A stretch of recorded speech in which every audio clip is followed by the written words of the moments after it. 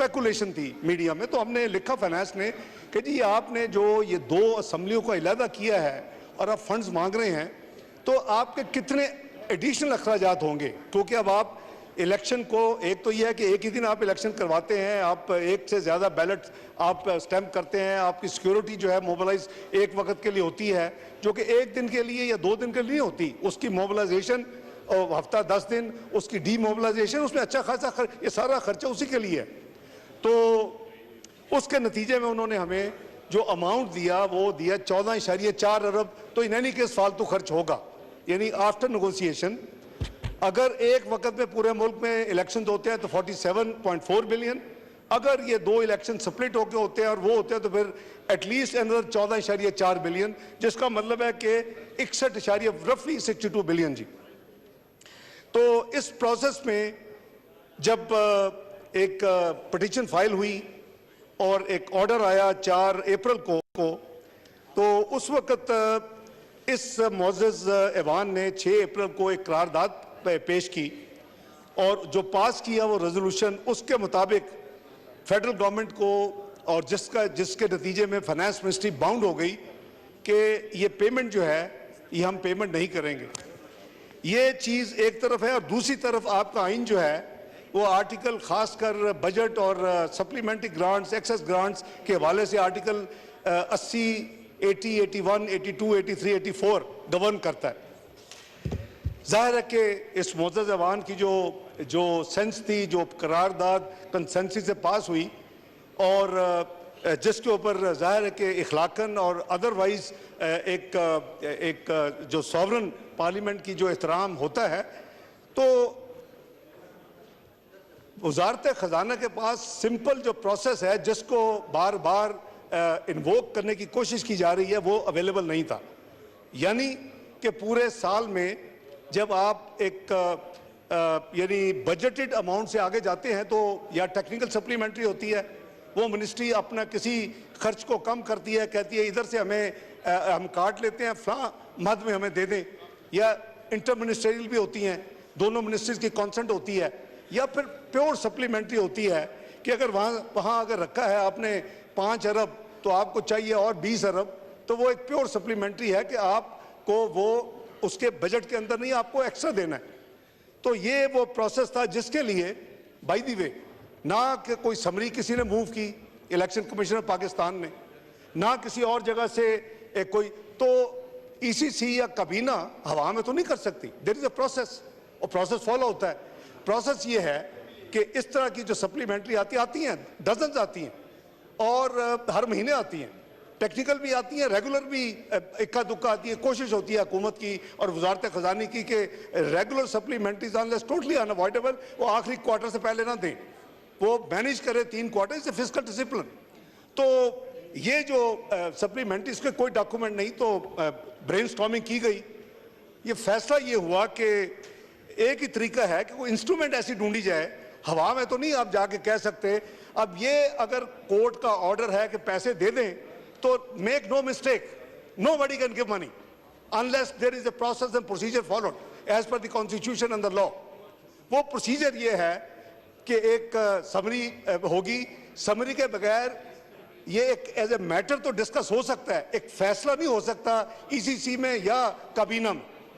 तो ये सोचा गया कि क्या किया जाए, तो कोई उसके ल्यू में हमने 81E का सहारा लिया। ये है expenditure charge upon federal consolidated fund. अब उसके तहत हमने 81D पहले देखा गया, उसमें था कि any sums required to satisfy any judgment, decree और award against Pakistan by any court of tribunal. यह वर्ड है against Pakistan, that limited us to use this particular article, क्योंकि ये कोई फॉरेन कोई जजमेंट होती पाकिस्तान से बाहर किसी की, अपना इंटरनेशनल आर्बिट्रेशन की, किसी कोर्ट की, तो फिर तो था। तो देन वी टुक द सहारा 81E का। वो क्या कहता है, any other sums declared by the constitution और by act of Majlis Shura to B so charge. हमने उसके तहत काबीना में ले गए, काबीना ने अप्रूवल दे दी, हम उसको इस हाउस में ले आए, और as this house has the sovereign will to decide whatever they want to decide, और उसमें मैं समझता हूं कि they have a reason to decide what they decided. वो कहते हैं हम इसको फैसले नहीं मानते, वो 4-3 का फैसला है। यानी ये जो सवाल उठ रहा है कि हाउ कम के मनी बिल जो है वो गवर्नमेंट जो है वो उसका मनी बिल जो है वो कैसे रिजेक्ट हो गया, तो उसके पीछे रैशनल है। ये जो अपना पूरे पाकिस्तान की नुमाइंदगी करते हुए या नुमाइंदगान बैठे हुए हैं इस मोअज़्ज़ज़ हाउस में, वो उस फैसले को कहते हैं, उसकी करारदाद में है कि हम इस फैसले को नहीं मानते। ये फैसला 438 तो कुछ होना ही नहीं चाहिए था। बहरहाल वो जो एक जुडिशल कॉन्स्टिट्यूशनल लीगल बैटर को एक तरफ भी रख दें, तो हमने पूरी कोशिश की कि अगर हमें ये इंस्ट्रूमेंट मिल जाए तो इसके तहत फिर हम एक चार्ज एक्सपेंडिचर के तौर पे वी कैन प्रोसीड। तो आपने देखा, आपने चेयर किया, इस हाउस में वो बिल पेश हुआ 81E के तहत, काबीना ने अप्रूव किया और इस हाउस ने उसको अप्रूव नहीं किया, रिजेक्ट कर दी। Now obviously the house is sovereign, nobody can do anything. उसके नेक्स्ट हमने देखा कि फिर जो एक ऑर्डर आया, उस ऑर्डर के तहत ये कहा गया कि जी नहीं, आप ये पेमेंट करें, स्टेट बैंक ये पेमेंट करें। No, state bank can not disburse money. इसका जो ट्रस्टी है, इसका जो ऑपरेटर है, वो फाइनेंस डिवीजन है। ये समझने वाली बात है। स्टेट बैंक ने यहां तक तो कंफर्म कर दिया कि हमने एलोकेट कर दिया है, जो हमारे FCF अकाउंट में पैसे पड़े हैं 21 बिलियन तक हमने उसको रोक लिया है। आपको याद होगा, होता था चेक गुड फॉर पेमेंट, कि अगर मैंने अपना चेक इशू किया और मैं अपने बैंक के पास गया, वो जो मैं जिसको देना है वो कहता नहीं भाई मुझे नहीं पता चेक होगा कि नहीं, वो पीछे गुड फॉर पेमेंट, वो आपके अकाउंट में उतना बैलेंस ब्लॉक कर लेते। तो स्टेट बैंक इस हद तक तो कर सकता था ऑर्डर पे अमल दरामद करने की, वो ये नहीं कर सकता था जो उनको कहा गया कि आप पैसे रिलीज कर दो। There is no system in this constitution, अगर हमने इसको फॉलो करना ना फाइनेंस के। अच्छा, अब मामला आ गया कि finance will authorise and then they will release.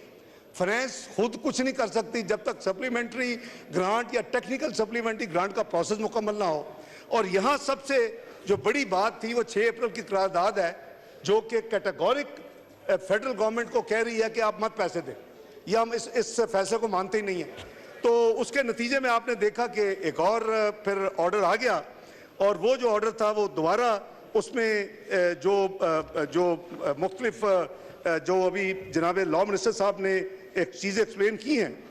मैं सबसे पहले तो जब ये ऑर्डर आया तो मैं समझता हूँ कि राइटली सो स्टैंडिंग कमेटी ने अपना सू मोटो, उसका आपकी फाइनेंस कमेटी जो standing committee of national assembly है, उन्होंने क्या कहा कि after threadbare discussion the standing committee resolved and directed the finance division that in order to comply with the orders of the Honorable Supreme Court of Pakistan and the constitutional scheme provided by authorization and release of funds for the purpose of general election, the matter may be placed before the National Assembly in the form of a bill through the Federal Cabinet.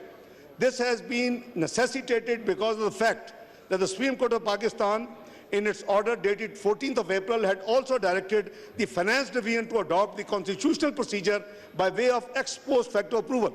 Sir, emphasis ex post facto approval. इसमें मैं जरा थोड़ी सी रोशनी डालने की कोशिश करता हूँ जी. In order to avoid any future complication whereby the funds are released and ex post facto approval granted, the above course has been recommended. तो ये था जी इस honourable standing committee on finance and revenue of national assembly का फैसला। और उसके नतीजे में ऑब्वियसली हम वापस फाइनेंस डिवीजन फेडरल कैबिनेट को लेके गई, और उस के नतीजे में we took a motion approval, ये हुआ हमारा काबीना से, that supplementary sum not exceeding 21 billion be granted to the federal government to meet the expenditure other than charged during the financial year ending 30 June 2023 in respect of Election Commission of Pakistan, demand number 64A.